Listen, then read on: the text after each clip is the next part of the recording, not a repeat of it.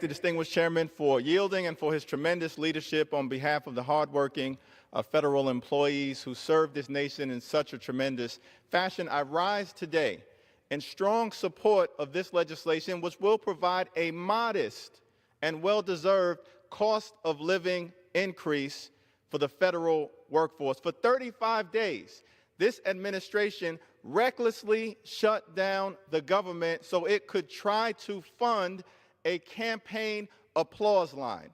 For 35 days, this administration shut down the government and held hard-working employees hostage, using them like bargaining chips from a bankrupt casino. For 35 days, hundreds of thousands of federal employees were furloughed, putting their well-being in jeopardy.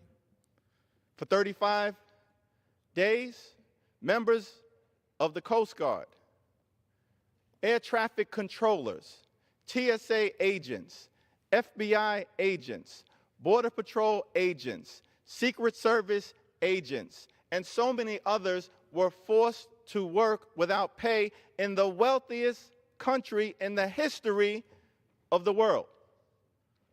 For 35 days, these hardworking federal employees across the country, in the North, the South, the East, and the West, stepped up for us. Now it's time for this Congress to step up for them. Over the last 2 years, my colleagues on the other side of the aisle have spent their time working on behalf of the wealthy, the well-off, and the well-connected. That's the only way that you can explain jamming a reckless tax scam down the throats of the American people, where 83% of the benefits went to the wealthiest 1%.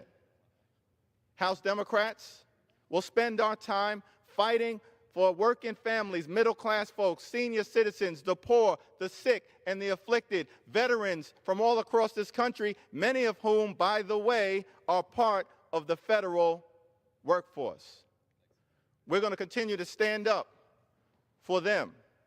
We promised the American people that we would increase pay for everyday Americans.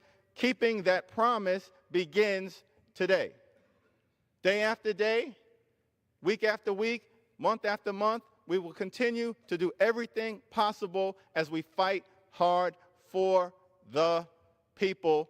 I strongly support this legislation and urge my colleagues to do the same. I thank the distinguished chair and this wonderful committee for their great work.